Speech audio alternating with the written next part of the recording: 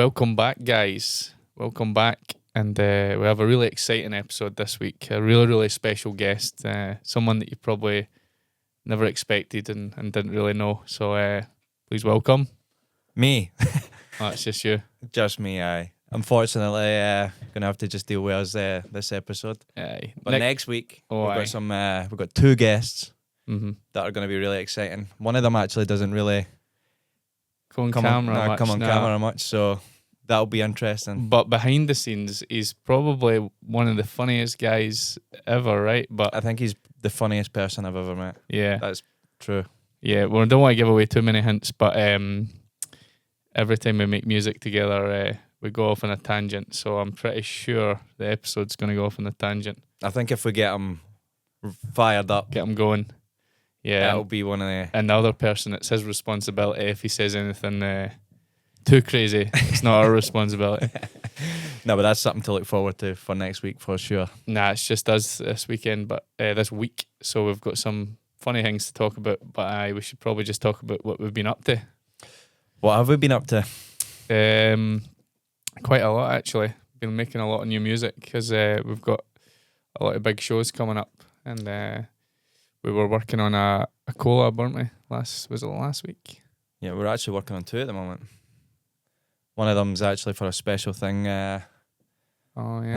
I don't know if we can say too much about it yet, but No, one we of them's- we can't say yet, but it's for a special we can special give event. away some clues. I think all the clues I could think would probably give it away, if I'm being honest. Both collabs are with a duo. Yeah. And they're both a bit crazy. Yeah. But yeah, that's what we've been up to. Yep. And we also played, we spoke about it a little bit with Toza, but never really went in depth, but we played Rebirth. That was Rebirth. This podcast is from the Man's future. living in the future. I think I just gave away a clue, that's why. Shit. Damn. Maybe the festival we've done it for is Rebirth. No, we played Reverse, which was really sick. I'm not gonna lie, I was a bit apprehensive about playing the Friday night, just because obviously normally it's a Saturday, isn't it? Mm-hmm. But that vibe was that was insane. Yeah, I think obviously for us we've played in the Sports Palace. Now the AFAS Dome? No, Festival, yeah. the AFAS Dome now. We've played there for the last 4 or 5 years, Mm-hmm. doing live acts, and obviously last year we had the Anthem show. So I thought it was pretty cool to maybe take a step back from there and play the Lotto again. Yeah. Because obviously we played the Lotto a couple of times, and one of the times was with Overdose, with the iconic Crash the Pre-COVID. System moment. Yeah. So to go back there with that, because you get that intense energy on the smaller stages, you know what I Mhm. mean, the more dedicated audience. Mm-hmm. I think that's been, in the last couple of years, one of the best atmospheres I've seen. Yeah, it was really good. It was insane. I'm not gonna say I was surprised because it normally is good at Reverse, but just with it being the Friday and stuff like that, I was like, whoa. that's That was pretty definitely elevated. Yeah, And the then, vibe was sick. This weekend we played in Leon on Friday. It was pretty good, and then Saturday was probably the first booking of that size we played in Italy. Normally Yeah, we've we played club clubs. shows, I think. Yeah. I think we played a festival in Italy before. Yeah, you're talking about Reload Festival. Reload Festival, yeah, that was insane. Like It really. was pretty impressive, I can't lie. Yeah. I didn't have too much expectations because, like you said, we've never played at a festival of that size before. But holy fuck, man, Also, the pizza we had was pretty good. the pizza was one of the best parts. Yeah, yeah. They don't lie when they say it. Like even an average pizza in Italy is still better than anything you can get here, I think. That's true. But to be honest, that Saturday we had a fat day, right? Like Yeah. we woke Five up Guys. we woke up in Leon, and we had a Five Guys. Yeah. I had 2 milkshakes. We also had burgers as well. But nah. Then at night, obviously, we had the pizza. So yesterday, I was feeling like shit. I can't lie. We also had Wingstop yesterday. That's true. Yeah. We've not had For the those that best- haven't had Wingstop at Schiphol Airport, Wow. get involved. Wow. It's Yeah. absolutely naughty. I still don't know why it's only at Schiphol. It should be I know, we need to franchise it. more. Bring it Yeah. down to Brabant. Yeah. So yeah, we thought it would be because it's just the two of us. We thought it would be quite cool to ask each other some questions, kind of like dilemma questions. Yeah, and see where the conversation goes. Some are interesting, some are random. But do you want to kick it off or will I? Can kick it off if you want, yeah. All right, We well, actually wrote them down on a piece of paper. we've written and, down a piece of paper because our phones are using as the cameras. And Gary doesn't know what I've wrote, and I don't know what Gary wrote. No, So, no, could be no. interesting. No. So mine's is pretty standard, the first question, but it's also really a hard question, and you can't To sit ease on in. the fence. So, what is the best hardstyle melody ever written? The best hardstyle melody ever written? Yeah. Fucking hell, that's one of the hardest questions you could ask. For a genre that's based around melodies. Yeah. But, It doesn't need to be like the melody that everybody. It has to be like what you think. what I think... Yeah, not like what wins number one every year or something like that. Nah. I think for me, it's hard to narrow it down to one, so I'm gonna just fire some. I think Frontliner Halos is up there. Noise Controller's So High. It's like a simple melody, but the simplicity of it on the dance floor makes it fucking. Every time I hear it, it makes me want fuck. Yeah. The Darkest Hour. Also for what it does in the crowd and The Darkest Horror. the Darkest Horror. Gang. Nah, but mate, I could sit here for fucking days just naming Yeah, but you had melodies. to pick one though. I don't know if I could pick one. Also the Headhunters remix of Rate Reducer. Whose plan is it? Noise Controllers. I got Noise Controllers in Frontliner. I could go for days. I really could go for days. If I had to be pushed on it, only because I would say it's probably the one I've listened to the most, it'd be Down Down by Noise Controllers. That was just on the tip of my tongue there as well. Oh, those guys melodically, Frontliner and Noise Controllers. Because what I would say with the criteria would be that it's 100% original. Because Yes, yeah. if I had to go by just like maybe a melody that I would say sticks in my head all the time, it's Nasty Boy's Angel, but it's not actual. Like they never wrote that melody. That's Rachel's song by I've forgotten the guy's name, but I think he's dead now actually. But yeah, if I was to go by iconicness, like only iconicness, and maybe not my personal, it'd be Scrap Attack. Yeah, that's up there. I think that changed hardstyle melodies in a way, you know, and they became like something from that day. Yeah, Headhunters back in those days, like the Scrap Attack, he was really pushing those melodies. And I think that kind of gave light to a new version of hardstyle. They called it new style back in the day, with the pitch kicks and the melodies. So, but mate, I couldn't pick one, just one. Could you pick the best Rebellion one? Best Rebellion melody. It's got to be. It's hard again, obviously. Not the Like not the most popular. What the most popular? Yeah. I'm gonna put it in the same category as what you said, like vocal melodies. So the City Lights melody is a vocal melody. It's based on the top line. I don't think they can count. Okay. So by that, I would say either We on the Night or Live Fast Die Young. Yeah. Like melodically speaking, they're top tier. Yeah. Live Fast Die Young, actually, I don't know if you remember that, but the first time I heard it, I liked it, but it wasn't my style of melody. You weren't keen on it, were you?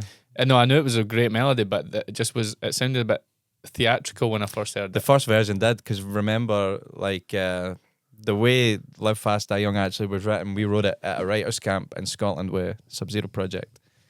And I wrote, like, the first half of the melody, and then Thomas wrote, like, the second parts and added, like, all the little details in it. And made it really elevated it to a new level. But the first version we had actually had like key changes in it. I remember that.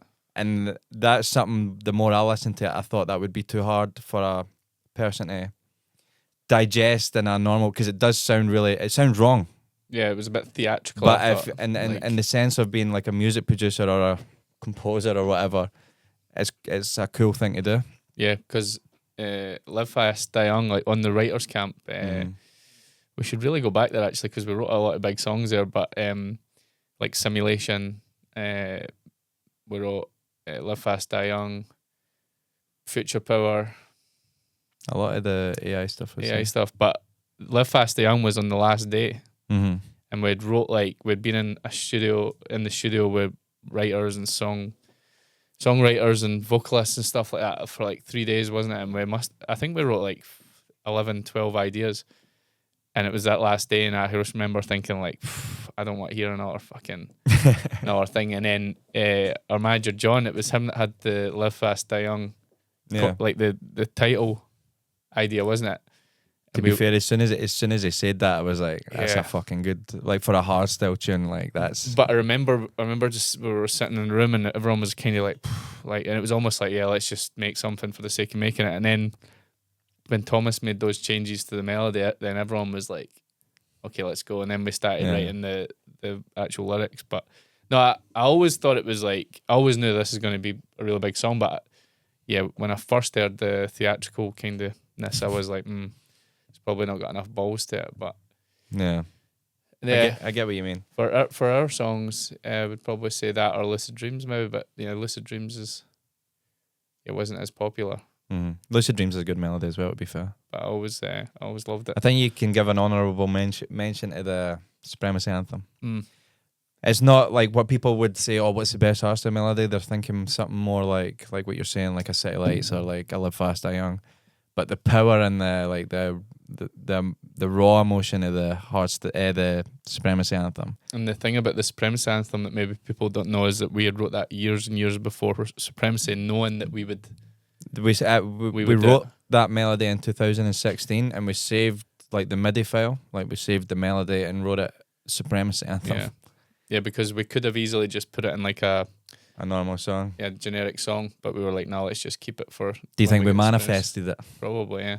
Because as soon as they were like, yo guys, you want to do the Supremacy anthem? I was like, let me look up the dust it off. Yeah, that was the only thing we had from the beginning, I think. Yeah. Everything else we changed about 5-6 times. Bro, that we worked on that song for 4 months. Yeah, it was worth it though, but it was a long time. One of the reasons I had to go for a hair transplant. So your conclusion is what? My conclusion is what for the best hardstyle melody of all time, I genuinely couldn't pick. So he's sitting on the fence. I'm on the fence. I couldn't narrow it down to one. I think there's so many. I love them all different shapes and sizes. My first question for you was, when was the moment you thought, right, we've made it? And not in a sense of like we've made it, because truly, if you believe at any point in your career, like I've made it, I think you're in big trouble. But do you know what I mean? Like, when's the moment you realise that this is no longer just a hobby for us and we can really go for it? I don't know. It's tough, because in the beginning we were just always so buzzing about the smallest things. So and everything was pretty unbelievable. And in a weird way, I'm never satisfied with anything. So I don't know if I could ever say we made it. But I think when we won the One Man Army competition, I felt like we just had something like that was maybe not describable. Because I think a lot of things, especially these days, people like try and overanalyze stuff and say like, oh, like if you do this, it equals this. And that was the first time I was like, I think we might have something that's maybe not explainable. Because I just felt something. And then when Detox played Do or Die at Climax, that was when I realized like we definitely have that thing that I thought we had as well. So I would say probably that moment, but I don't know. Maybe the first hard bass was when it was like, maybe we could do this actually like for a living, because I think it's cliche, but it is true. Like in the beginning, like you don't give a fuck about money. Like you don't. I actually don't care. I don't care at all. Like if someone said to you could obviously like live like happily, comfortably, and just make not now though. If someone was to ask you that now, you're like, show me the money, baby. Give me the money. Nah, but in the beginning, if someone said to you that's an option, you would bite their fucking hand off. You've got to start like that, because the truth of it is that there is no money in the beginning. Even if you're really good, it doesn't matter, because you need to take the opportunities over the money, and sometimes the opportunity is greater than the money anyway. So I don't know if you remember when we got the request to play DEFCON for the first time. I think we actually spoke about that in the first podcast, didn't we? I think we briefly, So we couldn't believe we were getting paid. Yeah. And to reflect on my own question. It's not really like before this I'd already felt that we were onto something. But I remember, because obviously we both had jobs, we were playing at DEF CON and we were still like obviously working. And I remember it was around October and we got the call. I was on my lunch break from my job and we got the call to play hard bass. And I was at my grandparents' house having lunch because I used to work like near my grandparents' house. And I was in there and I got the phone call like, you guys are playing hard bass. And I was like, fuck it, I'm going back and quitting my job. I walked in from my lunch break and quit my job. Because that's when I was like, right, fuck it. If we're playing hard bass, I'm going all in. I need every minute of every day to make sure we smash it. Yeah, no, I remember that moment as well. I remember coming home. So I went back, obviously quit my job. My parents came home that night and I was like, I quit my job that day. And they were like, what the fuck is wrong with you? I'm playing at hard bass. What's a hard bass? Exactly. Trying to explain to them, no, I'm playing at hard bass. It's this big event. It's going to be loads of people there. And they're like, you have lost the plot. Yeah, I'm going to move to Holland. Also another bit of insider knowledge, but like, and it goes back to saying about things not about money. The first hard bass you play, 30,000 people, I can assure you don't get paid. Well, we never got paid what you think we were going to get paid. No. Like, I'll be honest, it was very low, but that again, you would do it. You would pay to almost get that opportunity. 100%. Think about the exposure. Yeah, like because before that we were obviously, I think the biggest we'd played was the Cubase Hangar, what was like 5,000 people, maybe a little bit more. I think that's actually the performance that got us hard bass. I'm almost sure that they told us that as well at the time. Yeah. So I think if we hadn't done that, then we probably wouldn't have been able to play. Yeah. But the funny thing about the hard bass thing is we moved to Holland in October, and that was probably not the smartest move just before hard bass, because we were like young and naive and thought this is us on holiday now, and then we were having fun. I'll just leave it there. And I remember being on the phone to someone and them being like, "Are you excited for hard bass?" And I was like, "Yeah, that's still like a month and a half away or something, or a month away." And they were like, "Gary, it's in 2 weeks." And I remember we were lying on the couch and we were like, we've not made anything for hard bass. We made echoes, but we hadn't made anything else, and we were like, shit. So actually most of the new shit you heard at hard bass was made in that last 2 weeks. Yeah, we were doing a lot of eating as well. Yeah, we wraps. Eating wraps, and we were, maybe the Dutch people know this, but you get those like little squares, the cakes with the custard in the middle. You can buy a 6-pack. We were demolishing one of them. No, it was like a 10-pack. We were demolishing. It was a lot. So yeah, I would say that those were the times. But yeah, I think also like to give it a mention is like, not to get the little violin out, but COVID was very hard if you're an artist, for being creative and for like everything financially, whatever.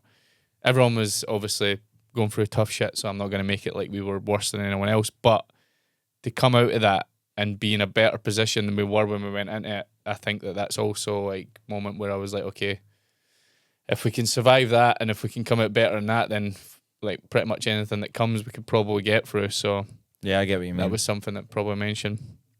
But the next one I've got is quite hard. So if you had to delete one of these, and you have to delete one, which one would it be? Overdose or Uprising? Uprising. Yeah, I think so. It probably sounds a bit harsh because that's what basically put us on the map. But it's chicken and egg situation on it, really. Because what came first, exactly. But if we don't have Uprising, would there be an Overdose? So it's true. But if you could keep if you just had to delete one and the other one would not be affected, then Uprising. Overdose was like, I don't want to blow my own trumpet, but Overdose was sick, man. Like I think if in terms of live acts, it's up there with the best. Yeah, in my opinion. Yeah, I think there'll be a lot of people that are angry at that response, but I'll fucking find them. It's true though. No, but there's nobody that loves the era of Uprising more than me. You know what I mean? Like the memories that we have attached to those songs. You know what I mean? Like making Uprising and playing A-Bomb and stuff at DEF CON for the first time. It's like those memories will stay with me till I die. But in terms of something that I'm proud of, it's got to be Overdose. We would have been fucked because most of the edits were Uprising edits. Yeah. We would have had no songs to edit. Yeah. Just fucking edit, and we would have had Bring It On. That's enough. What about Overdose or AI? AI. You would delete AI? That means there's no satellites. I think so.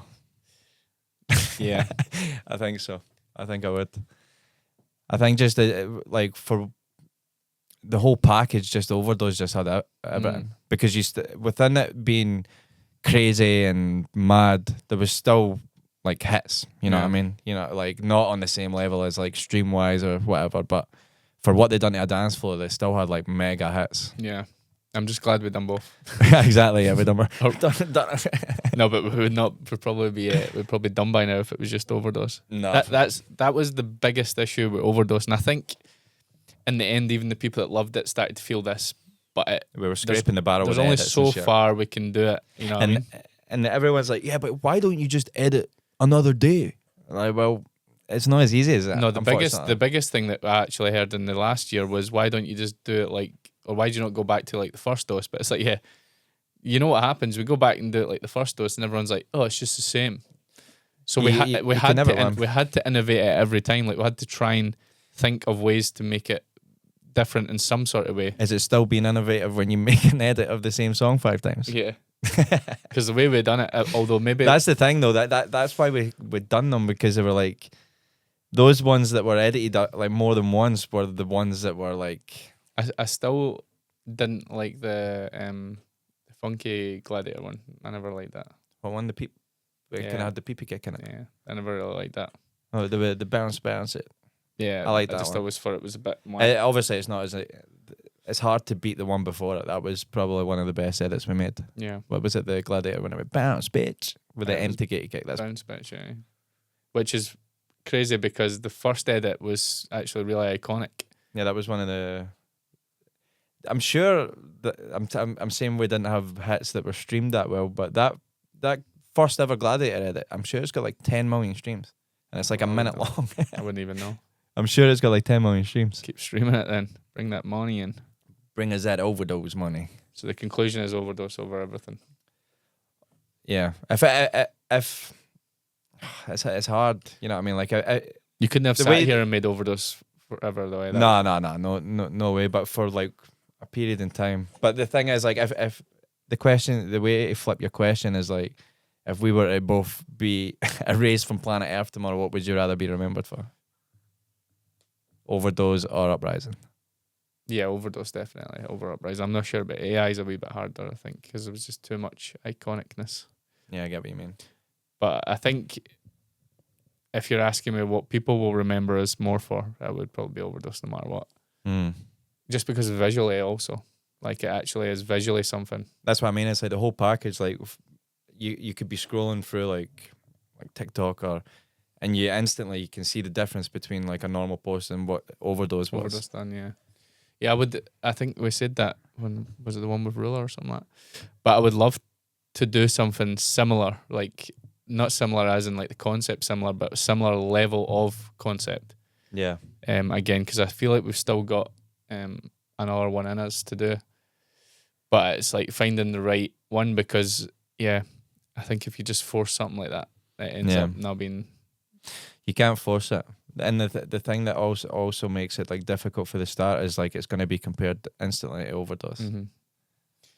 I think maybe like we've passed the amount of time that's going to, people are still going to do that. I think we had that with Beyond the Horizon because it came so quickly after the final dose. But I don't know, maybe we need to do it with another artist for it to be Overdose OG Raw edition. OG dose done. Yeah, it is. Yeah, because not a lot of people maybe know this, but before Overdose we were actually trying to convince Ryan Delete to do we were talking to do something. We talked about it for quite a bit. And the concept that I had in my head was 666. Yeah, 666, yeah. And it was going to be quite dark and stuff like that. And we also spoke with Yuri a few times. We were thinking about it, but it's harder than what people think to do it with another artist. I think like there's a lot of There needs to be good chemistry off the rip. yeah, and there has to align a lot of things at the same time, and like direction, like all that kind of thing. So yeah, because some artists' sounds just blend really well together, rather than like some artists like try to create a whole new sound. But some artists, for example, like some of those Warforce tracks, you could hear it was just Warface and Air Force putting their sounds together to make something cool. And I think that's why that one worked. That's why it worked really well. Yeah, Randy Nadaro. That one worked. Or nobody knows it's them behind the mask, right? Yeah, that's the guys with the mask, right? Guns Fire. In Scotland, when they used to play in Scotland, there was people that'd be like, "That's so crazy that they've got like Guns for Hire playing, and then they booked Randy and Dadaro. That must have cost so much money." And we'd be like, "Yeah, I think it's the same people." Yeah, there's some acts in Scotland that just pop off. Guns for Hire was one of them. Angerfist. It's maybe something to do with Party masks. Razor. Party Razor as well, yeah. Yeah. We should put on the masks. Put on the mask. All right, I got one.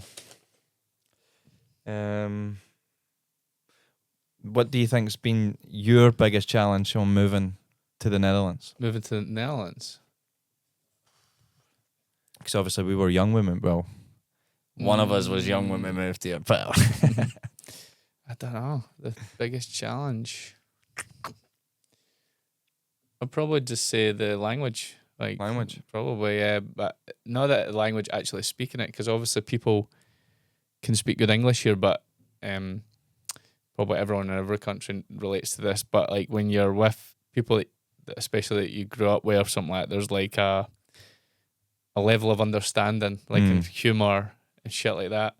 To be honest, I have met a lot of Dutch people that are on that level. You know what I mean? We have a good friend, Sander Opdam, who from like literally meeting him, he was like, it's like he was born in Scotland. Yeah, he actually passes for a Scottish person. He does pass for a He has Scottish this like person. Scottish Dutch accent. Yeah, but he tells people that he's from Scotland sometimes, and they believe him. Yeah, and he's actually telling other Dutch people. Yeah, and they believe in him as well. And they're believing him. Yeah. So, but yeah, I think majority of the majority of the humour is totally the humour different. is different. Totally different.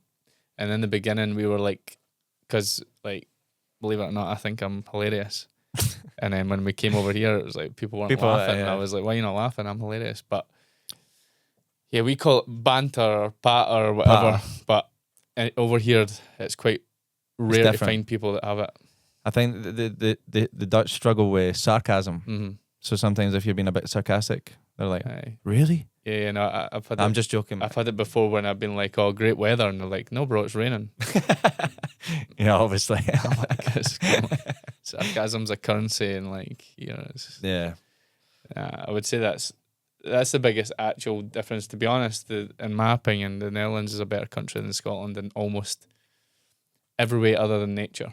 I think every other way. I think the way that the people are, the event industry, like just everything in general is better. The summers are better. So summers here are actually really good. Yeah. I think you're lucky to get past 23, 24 degrees in Scotland in the summer. If you're lucky. That's what I mean, if you're lucky. If it's not raining. And usually it's raining. Yeah. Which is shit. But nah, I would have to agree with you like on the language thing. I think for me the hardest part was definitely just leaving like family and friends behind. Apart from that, like if my family and friends weren't from Scotland, there would be no reason for me to be going back. But when you go back and spend too much time with them, then you're like, I think I'm back. Maybe it's all right. Nah, I love them dearly. You weren't thinking that last weekend, were you? Nah, actually, we went to we were playing in Scotland. Don't do it to her. She probably deserves for you to do it to her, but don't do it to her. No, I'm doing it. I've actually spoke to her last night, but what we're talking about is I took my sister, who's young, and she loves hardstyle and loves up-tempo and all that stuff, so she wanted to come with us to play our show, and she got a bit drunk, and she thought she lost her phone, and she wasn't behaving, put it that way. So yeah, she's a bit too drunk. She was a bit too drunk and causing a lot of problems, so try to fight Ellie, everyone. if you're watching this... Right. Could everyone just call Ellie a wee fanny in the comments? Everybody write Ellie's a wee fanny in the comments. Aye, she'll love that. And that's your fucking punishment. How you like that? Right, I've got a really left field one. Would you rather lose your foot or your hand? My foot. Why? Because I need these to make music, and I also like to play video games. So I'd be fucked. And depends what hand, because what hand do you jerk off with, your left or your right? Pieces need to go robotic. Nah. Do you not think though that there's more like advancements or more capabilities with like stuff with your hands than there is with your foot? Nah, absolutely not. No. Nah. Yeah, but when you think about it, like like prosthetics on like legs and stuff is way advanced. Like think about having to grip and feel and like how precise movements need to be with hands. Yeah. Whereas with your foot, you just need to. You don't, yeah, unless you're eating with your like, I suppose, you know what I mean. I think that's a no-brainer for me. I think. What about full arm or full leg? Still the same. Still the same. 100%. Yeah, well, maybe.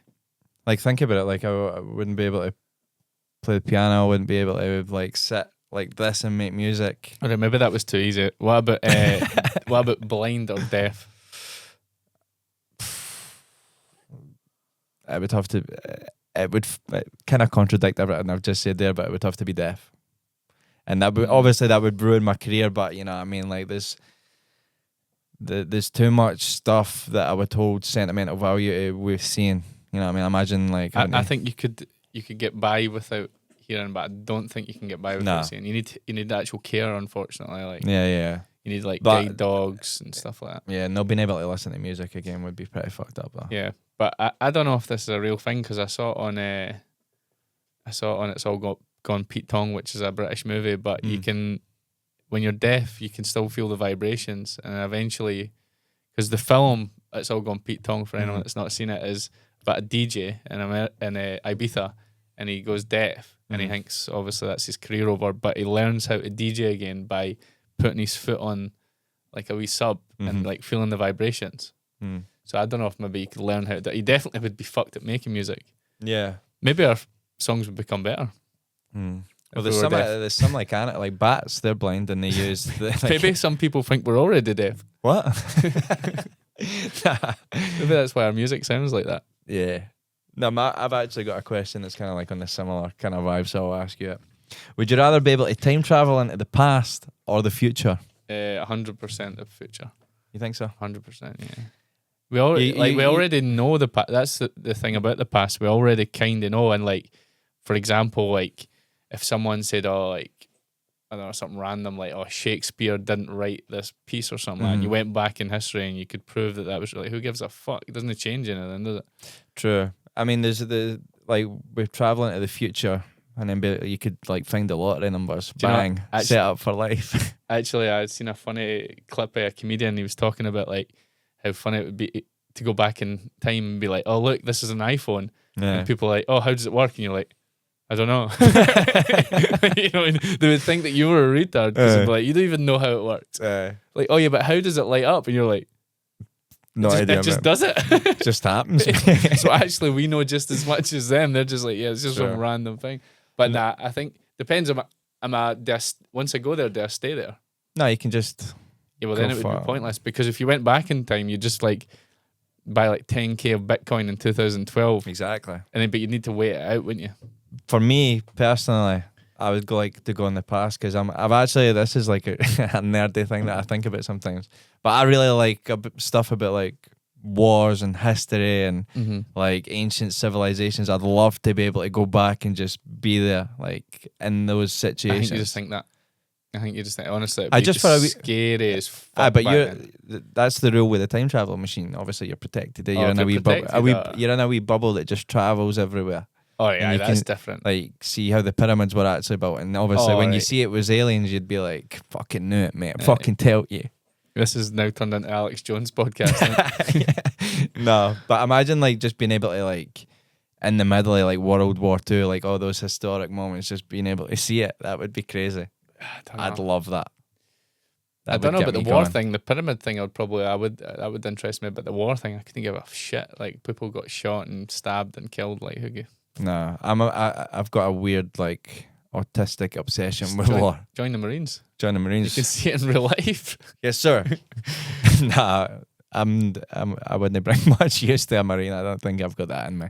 That's crazy levels of like dedication and stuff. What about if you went in the future and OG Raw was still here? I'd love that. I'd come back and I'd be like, right, Gary, here's what we're gonna do. I'm gonna scare. Throw away the clonks and the zags. I'm gonna scare some people here, but like maybe in 5 years, the zags are classics. Well, technically, if you're going by, but here's something for you, right? The classics that, right, for a VWAP right now, right? They're playing the classics that everybody knows as classics, right? Mm-hmm. 10 years from now, are people going to have the same connection with these classics? No. Do you think even 10 years from now, they'll be playing those classics that are classics now? Yep. And like a VWAP still that's VWAP. Yep. I'm the same as you. I couldn't imagine. It's sad, but I'm just saying that people like, that's this guy in 10 will be like, oh, fucking love this song, man. I can't believe it. 10 years ago. No, but the reason for that is the design.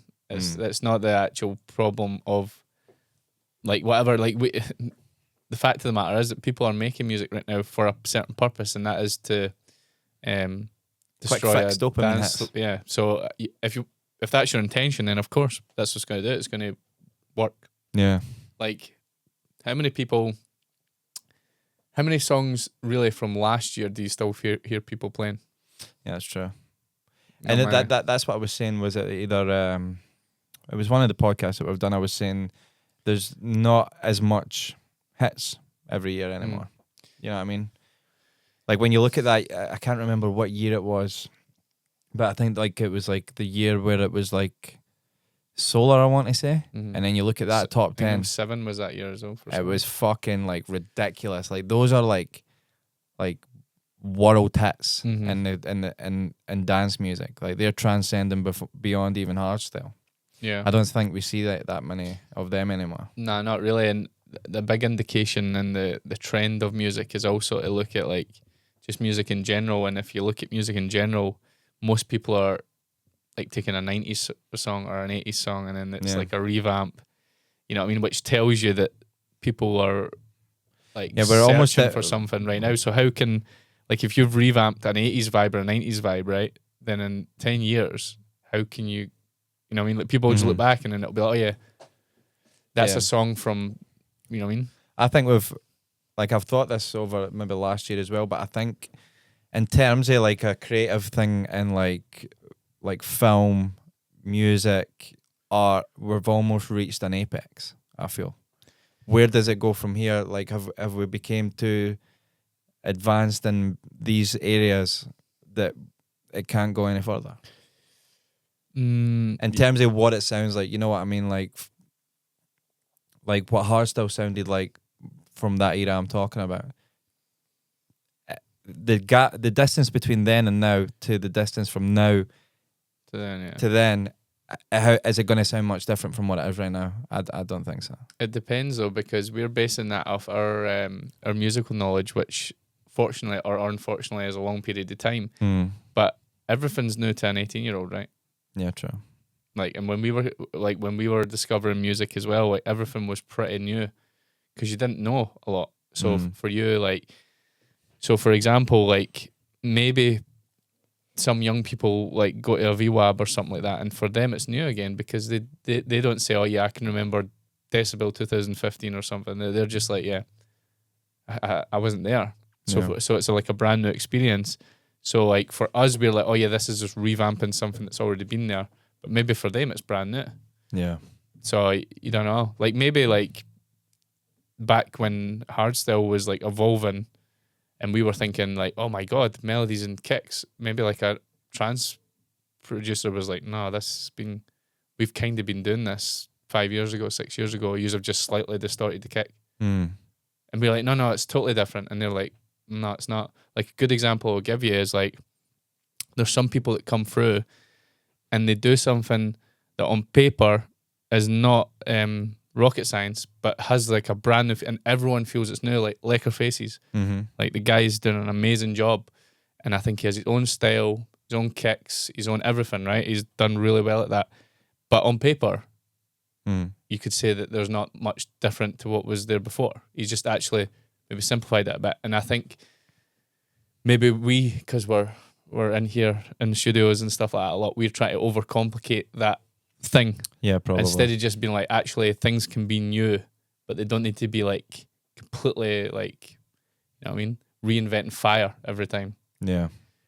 And I think the reason why mainstream songs do it is because it's an easy win. Of course, those songs were proven to be hits in the past, so why would they not? Exactly. So what we're needing to do is remake Uprising. Because if you, like, not to go down a rabbit hole, but if you look at like people who were known as pioneers in the 90s, Daft Punks, like blah blah, they were sampling 70s songs. True. So then at that time you could say like, oh, you're just... And the thing, for example, like everyone thinks like the person that came up with an original idea, they're like, wow, he's a genius. But if you ask them, how did you think of that? They were probably either putting two things together or trying to do something similar to something else. And in that, they've came up with something unique. What's the guy called from the Foo Fighters again? Dave Grohl. Dave Grohl. He done an interview and he said that when he was, obviously, because for anyone that doesn't know, he was the drummer in Nirvana. And people used to come up to him and say like in the rock world, because obviously Nirvana was like a rock band, and say like, did you get your drums like that? Like, how do they sound like that? And he said that, like, I didn't tell him at the time, but I was just sampling disco drums because I knew, like what he said, I never knew what I was doing, but I was like, yeah, how do we sound different? So he said to a rock person or to a rock producer or guitarist, whatever, drummer, they're like, I've never heard this before. It's like, yeah, you've never heard it in rock. Yeah. But it's disco. Like, that's why it, like, all the, so if you go back and listen, like, all the rhythms are different and they like sound different. It's because he was just like, yeah, I'm just going to take disco drums. Yeah. So it shows you like you can be pretty new in one area, but pretty old in another area. That's true. So we're going to start making disco kicks. Yeah. I think that's the answer. We were doing like rock drums and guitars and hardstyle. Yeah. I don't think that... Because I couldn't name a lot of songs that done that before we were doing it, like The Edge and AI, the title track, obviously. Exactly. Another example, actually, I've just thought of when I said that is that the kicks in the album Uprising, right, were really fresh, and everyone was like, well, we've never heard kicks like this before. But what they didn't know is we downloaded an old school drum machine because we were trying to make old school kicks, like the old hardcore. Yeah, Microtonics. We were trying to make old hardcore kicks, and trying to make old hardcore kicks, we ended up making a new fucking genre. Yeah. And it also, like, the original Warface was also heavily inspired by that kind of like niche hardcore, like the Third Movement kind of like start beginning of that. But when you first heard Warface, you were like, what is this? This is... So sometimes the inspiration, I think, comes from something that's already there. Gonna start sampling Taylor Swift drums. Yeah. Putting them through a fucking filter bank. Old school. That's how it's done. Did you ask the last question, eh? I think so. What was it? That's how my question's done. I couldn't think of another one, so I've got one that's kind of like similar to the other things we've talked about. But what is most important right now in a song? The melodies or the kicks? Neither. What's important then? The most important thing about a song is the part before the drop. Pre-drop. So pre-drop. So it can either be made by the kicks or the leads, but it's more about that little, let's call it the hook, like the thing that identifies the song. Because everybody can have a good melody and a good kick, but not everyone can think of that really. Like, for example, it's based around the kick, but like, I like the noise. That bit in between the drop is the part where what made that song what it is, in my opinion. Obviously, it's a good song, and you could take that part out and it would still be a good song, but that's what made it a great song, in my opinion. The one thing, though, that you said there, like, everyone can make melodies and stuff, I disagree on the melody part. I think that there's not a lot of great melodies anymore. Yeah, true. Not everyone can make, like, top tier melodies, but you know what I mean? Like, everyone can have a decent, good melody. Yeah. Yeah, I think kicks have become something that are pretty easy to do now. Yeah, true. If you're talking about, like, what's harder to do right now, make a great kick or a great melody, I would say make a great melody. Yeah. That's harder. There's less of them, you know what I mean? I think it's maybe also a little bit because people, like, they don't remember them as much anymore. Like, That's true. I bet you there's going to be a comment right now saying like, "Oh no, it is the most important thing," but bro, you're in the minority. What, the melody? Yeah, because obviously people, like, when you say these things, they think that that's what I want to be the truth, or that's. But I'm just saying the general consensus in most people is that they do not remember the melodies anymore. Yeah. And to prove that to you, the younger generation are on TikTok. That's a fact, right? Whether you like it or not, whether you came from 2016 or whatever. And tell me how many TikToks are about melodies. Yeah, that's true. It's always a bit something silly. Exactly. So, and that's why it relates back to what I was saying, like those parts of the song that aren't really about the. It's not even about the drop. The song hasn't even dropped yet, but it's that little bit in between the build up and the drop. That's what makes a hit these days, in my opinion. So when you get people that are like, why do you concentrate on this, or why do you not concentrate on this? And then it's like, yeah, but we're also, although we are making music that we want to hear, we're also making music based on feedback, because we're not lunatics. We're not like, we play every week and we see what goes on. If people were standing still, right, then we're gonna need to change something. And for example, like, people will be like, "Oh, Come Together is a great song," but if you were in our shoes and played Come Together and watched what it does to a crowd, you're not going to play Come Together again, because it's an absolute snooze fest. Yeah, it's good to be a balance. And it doesn't mean it's a bad song. No. But it means it's, like, for us, we're Rebellion. Like, we've always been built around, like, having good vibe on the dance floor. And for us, like, if we play a song and it doesn't do well on the dance floor, we won't play it again. No. We'll play it maybe once, because you just know. No. You know what I mean? If you play it, for example, we usually premiere our songs at big parties, which rely heavily on good energy, you know what I mean? For example, like a Reverse or Rebirth or Defcon. So if you can't get a song to kind of pop off there, it's not going to work anywhere, in my opinion. Nah, but we're the world's worst for it. But we're maybe a bit too extreme with it. Yeah.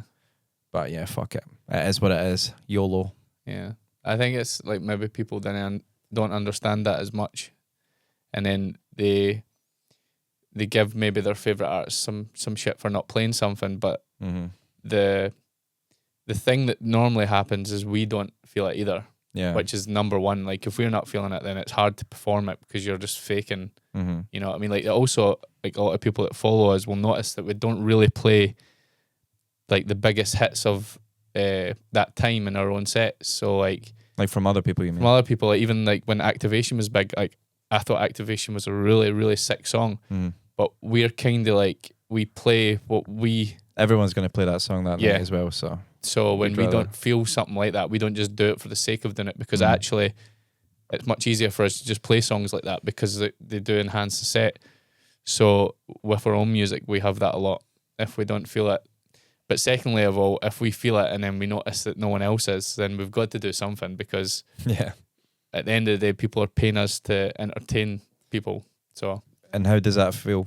Like, if you're like, right, this song's fucking gonna slap, and then you're proven wrong. The ironic thing is, I don't think we have that. I think we are so good at judgment, but only when we're clear in our judgment. Like, if we think we're something's sick, it normally is sick. I've never really experienced, maybe like twice ever. One of them was Endgame. I think we already spoke about that, where I just felt for some reason in that moment it was a big song, but it clearly I think wasn't. it was just overshadowed with a lot of great stuff, because obviously we premiered it in that first Overdose set. Now, when you listen to it, it's an attempt to make Shut Up the Mind, isn't it? Really? No, that's what we were inspired by. Exactly. So you're never going to make a big song when you're already too far I wonder down if that people road. could have, like, now that we've said that, they could have heard that. Like we were saying, when people make stuff that sounds original, do they like, it's because they've put stuff together? No, but if you put Endgame and like the file, like the actual file, and delete Shut Up the Mind, it follows the exact. You know that, right? Yeah, Like, even the last part. Does it actually? Every single piece. I that wasn't intentional. But that was a song we were heavily inspired by. Yeah. We wanted to make something like that. Yeah, no, I didn't know it was like. No, that's too far in that direction. Yeah, and also it's maybe like a bit obscure. Yeah, it was really dark. But no, every time we've had like a solid idea, sometimes it doesn't meet like the expectations. But a good example was We Own the Night. Like, we loved that from the word go. And when we played it at Defcon, I had a great feeling. The responses were good and stuff like that. We released it, the streams were good. but it wasn't maybe like life changing. You know what I mean? Yeah, I think if you released that song 5 years ago, it's a much bigger song. Probably. But it does, like what you said, it doesn't make it a bad song. But those songs in hardstyle right now are difficult. Yeah. To sell, if you know what I mean, like to get people to listen to it and enjoy it. They're much harder than, like, for example, fucking just some crazy Zag song that's going to get an instant reaction, instant hype on TikTok. You know what I mean? Here's another one. Who's the best hardstyle artist of all time? Hardstyle? Mm-hmm. Yeah. In my opinion. Mm-hmm. I've got two.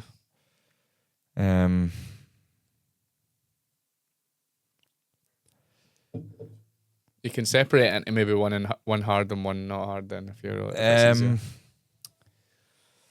probably D-Block and Estefan, because they're still, like, I could say someone that I thought had like a really good period, which I would say Frontliner. Like his like raw songs and his hardstyle songs were like blew my mind every time I heard them. Mm-hmm. But D-Block and Estefan have had that and this period where they're still going. You know what I mean? They've just done a new live act with Sub-Zero Project, which is a completely different vibe to their normal stuff, while still doing their own stuff, which is, it blows my mind. Who would you listen to them? Like, if you went your Spotify, they'd be like top of your Spotify. I don't listen to hardstyle that much, to be honest. If they did, if there was a hardstyle yeah, it would probably be like Frontliner or Noise Controllers. So it's probably not D-Block and Estefan then for you, is it? No, it would be. It'd still be there. If I'm saying who's the best hardstyle artist of all time, in your opinion, though. In my opinion, not like the general like voting. No, in my opinion, it would still be. Yeah. Mine's would actually be Noise Controllers. Because I can listen to Noise Controllers in any mood. Like, I don't need to be in the mood for hardstyle or be energetic. I can be sad, I can be happy, whatever. I just can always listen to Noise Controllers. And this might shock a few people, but Regain. Yeah, you love Regain. Regain is always in my top 5 in Spotify every single year since I've had Spotify. It's not uncommon for us to be driving like 5 hours to Germany and listening to Regain almost the whole way. Yeah, and I think probably one of the reasons why we've never really collabed with Regain is because I like his music so much that I don't feel like changing it. You know what I mean? Because I feel like even maybe in the beginning, a lot of people thought like that collab would really make sense, and it probably would have years ago. But now I think we'd want to change a bit too much, or I don't know. We would need to meet in the middle somewhere, or make a Regain song, which we probably would also end up doing. But then, why would we? Why would we do that? But I've told him this before because I think he maybe thought I was just drunk and bullshitting him. Because it's normally like an intense later on in the night when I'm a bit drunk when I tell him this, but. Like, and where's Regain? I need to tell him how good he is. To back this up, when we done the Intense hosting, like that back-to-back set, 2023, I think it was, and obviously the opening set with Vertel was for the crowd the best crowd. Like that energy was insane. But for me, the Regain back-to-back, I had goosebumps the whole set, and his music is fucking phenomenal. It got that like crazy that he'd be going through his folder, like picking his next song, and I'd be like, that one. So it was basically like he wasn't even getting to pick which ones he would play. And you were playing a Regain set by proxy. I was, and then sometimes we were going to mix, and I'd be like, no, you one more. I just play another one, mate. Yeah, I don't know. There's just something in his music that's just, it was unreal. And it's like the detail that he puts in his songs, like it's so underappreciated by people. That's even crazy. The new stuff, maybe people say, oh, it's different or it's not as good as the old stuff, but if you listen to his new stuff, it has the same level of detail, the same level of power. It's just maybe that the times have changed, but I don't think his music's become worse or better. It's just because the times have changed, and as the times change, things don't get a chance to be more iconic. Yeah, you know what I mean? think and For the Streets has got to be the best raw song ever made. In the top 3. That's what I mean. So it's in the top 3, 100%. Like when you listen to that, it still blows my. Every time we put that on in the car, it still blows my mind. That like I think I could be like E4 7 For the Streets. I always like 7, but I can hear why. Like I can hear how 7 became 7 because of the whole thing on the kick. I still think that the idea of 7 works today. Of course. The thing on the kick and the laugh and that Look shit. at That's the what's Dimitri still K happening version, to this day. To this Yeah. day. But I think Also, for the streets, he just done something that was just like, what? That was crazy. Like, just what the fuck? Mm. Yeah, there's so many good rock classics. I still love Adaro's remix of Answers. Mm-hmm. I could listen to that any day. It That's a still good gets me fucking pumped up. That's a good one. Torture and get hit with Crypsis. Yeah. They're up there as well. To go back to my own question, if I had to take it one step out of hardstyle and just say like hard dance, Angerfist is by far Angerfist is my number one. the best thing. But you said ever hard, happened hard dance. you said hardstyle. Hardstyle, yeah. But if you were to say hard dance, Angerfist It's is my number Angerfist, one yeah. above everybody. Yeah. Because I genuinely listen There's to no Angerfist. there's no one that's done that, and I don't think there'll ever be anyone that's done that to a whole. Mm-hmm. Like people obviously are like that's hardcore, but it's highly For someone to influenced have a even hardstyle. sound that fucking iconic that it's not really changed that much in 20 years and it still sounds fresh and it still sounds insane. because it's everyone can say in a utopian world, oh yeah, I'm just going to sound the same. This is my sound, right? That's fine. But when times change and people don't want to hear your sound anymore, it becomes an issue. Especially when you're trying to pay the bills. Exactly. But Angerfist's sound It's so has good. sounded fresh Mm. through every single period of music. Yeah. And now you can see that because even He's the the king. new period is obviously techno, and Angerfist still sounds cool right now in techno. Mm. Like He's a boss, mate. it's insane. He's my number one Yeah, by far. yeah. I don't think there'll ever be anyone on that level. Mm. The whole concept, the mask, the attitude, Just everything. everything. Yeah, I love Angerfist, mate. yeah. A lot. We listen to that also in the car. I still listen to Angerfist. Like if I'm wanting to listen to like the kind of hard dancey, hard styly stuff like in the gym or something, I've got Angerfist on. Mm-hmm. We actually played Solid Stigma like A lot. months ago. Mhm. That wasn't that long. We played. It was in our set for quite a lot. Yeah. A while. We were terrible at mixing it. I remember that. Yeah. Terrible at mixing it. That song, I don't know what it was about, but it was every time I mixed it, sounded like dog shit. That is sick though. I actually think that I think that's probably like one of my favourite songs of all time. That's Solid Stigma. The first time I heard that, I was like, "Oh my god!" actually, I don't know if you remember this, but he put it up in his story a long time before that, and it wasn't Solid Stigma. Mm. I don't know if he'd maybe played a version of it. He's probably going to say that wasn't true, but he did, and then I remember showing you that, saying that this is what the hell is this? And then by the time it became Solid Stigma with the vocal and stuff, it was. You know, it's one of my favourite songs at the moment from him, the Hellfist Destined for Destruction remix. Whoa. That's like that proper fucking like that. If there was a song that's perfect to be remixed by Angerfist, that was it. Fucking unbelievable, mate. He is the daddy. Mm-hmm. He's Never the daddy. skip an Angerfist set. It's probably similar to what we were saying about Regain. That's probably like we've spoke about it with him a couple of times about Mega Collab, but I don't know if I want to change. I don't know.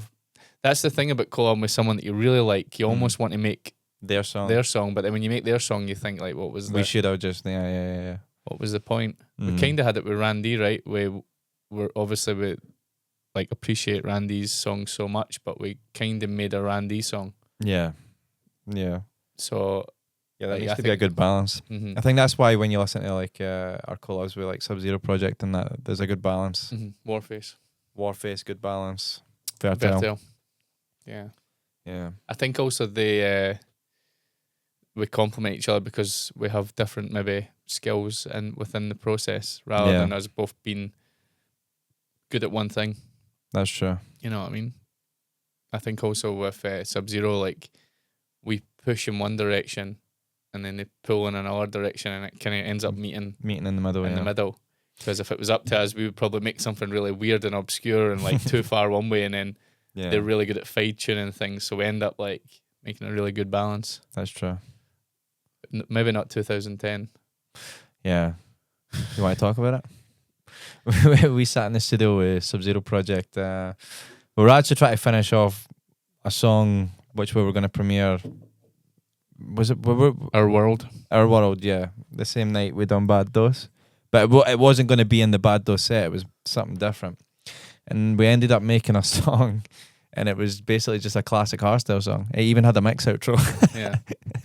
But 2010 Hardstyle. and obviously we were making a joke about how TNT has been calling their songs like 2002, 2005 because it sounds like that era. So we called ours 2010. 2010. It's actually really sick, but it's got like a crunchy 909 pitch kick. It's confusing. It's so confusing because the first part is like that kind of like new age kind of techno-y influence, and then it just flips into like fucking like a Showtech song. Yeah. From 2010. It's epic though. There was parts that I liked, but then I think it just went off too much in a tangent. Mm-hmm. But when we showed our management, they were like, "Are you guys fucking high or something? Is this for real?" Yeah, they thought we were actually joking. Yeah. But yeah, who knows? Maybe we'll play 2010 one day. One day. I think maybe worth. I don't know if we'd maybe tell the people who it is, but we did premiere a track at Apex, didn't we? Yeah, we'll keep who it is a surprise until it's finished. Yeah. But we played a song at Apex, and yeah, we felt like it was a bit like it didn't live up to the expectation of what we wanted it to. It was too confusing. The drops were like completely different to each other. The break didn't make much sense. There was too much ideas in the one song. So we've sent it to someone for a collab who's good at that style, and I think can take the best parts of that idea and bring it into one. Mm-hmm. I think the person that we've sent it to, it's their speciality. So I would say, like, if you're talking about like that hardstyle Dancefloor party vibe, yeah, he is the king. Yeah, he's really good. So we'll see where it goes, and maybe people will hear it soon. Yeah, because I don't know, when is the DEFCON release thing? This week? Is it this week? This Thursday, I think it is. Well, tomorrow if you're listening to this podcast. Yeah. But I don't think we're not going to speak about the actual thing that we're doing, but we are doing something pretty special at DEFCON this year. So I think this kind of song is perfect for what we're going to do at DEFCON. And I just, I think sometimes that's something that maybe we need to get better at. Like when we don't feel something, instead of just like deleting going wet. Or like once we've went wet, I mean, like after, like, instead of deleting it, try to make the best out of it. Mm-hmm. If there's something in the track that's still... Yeah, it wasn't a bad song, but it was just too confusing. Yeah, I did think that when we were making it, to be honest, but yeah, I think that's another thing we need to get better at, is being able to let go of something. Yeah. And like if we have that feeling while we're making it, then just fucking make the decision and either work on something else or just take the best bit and fucking scrap the rest of it. And another thing that we're not allowed to speak about, but we're also doing an anthem. We're doing an anthem, yeah. Yeah. we're doing the announcements of the announcements. You know, people fucking hate that these days. I always see the like, oh, here comes another announcement of the announcement of the announcement. Be here. Actually, a lot of people setting countdowns for the announcement of the announcement. Not to be big-headed or something like that, but a lot of people kind of stole our marketing stuff. Like with Overdose, like I see it now, like when someone's got a big announcement, they delete everything, they make it really dramatic. Yeah. You know, like we done that. But yeah, no, we can't speak about what Anthem it is, but I think people already know, I think. Yeah. I've seen a lot of people guess it right already. I could give one. But people are being very smart with it. They're basically ruling out. Yeah. And now that obviously Dual Damage and Future Noise have done Rebirth, there is only one left. Yeah. So there's a guy at VWAB, if you're out there, he did guess it right, didn't he? And then as soon as he guessed it right, I said to him, okay, but it's between us. And he was like, yeah, no problem. And I actually physically saw him run back to his friends and say, like they're doing the... Nah, it's obvious. But no, we're still not going to... I'll cut it. You just bleep it. We're doing the anthem. Just bleep it. Sorry. But I think obviously I think the last one we done was Reverse, wasn't it? No, Intense. Intense was Intense last year. That was a good one. Yeah. So we need to... That went really fast. That was a quick one. We done it like we wrote the melody, and then they came over and we finished the song in like a day. Yeah. Yeah, I think when we work with him, it kind of Goes well, always yeah. goes well. But this one's just on our own, or is it on our own? I don't know. Well, It could be. could be. I don't know. It's not hard for the guy. Nah, It's a solo song. It's a solo track featuring. we're doing it with iconic vocalist, but if he doesn't get his finger out, if you're listening, then we will be doing it solo. Yeah. He's gonna be crying if he hears this, right? Nah, maybe cut that bit. That's not getting cut out. If you're listening, fucking send the vocal. But nah, I don't know what else. What else are we working on? Yeah, we've got some cool ideas. Like Yeah. what you said, we're doing something special at DEF CON this year. Yeah. We can't say too much. You'll find out tomorrow, I think. But Yeah. I hope so. I've been saying tomorrow. I don't know. I'm sure it is this week, isn't it? I don't know. I'd be lying if I said that. Honestly, We're just spreading misinformation. Yeah, Fuck you. We already recorded the. The thing. Yeah, that's why thing, I'm thinking so- it must be it's soon. Yeah. I think it's this week. Yeah. But yeah, we're going to be making some cool stuff for that.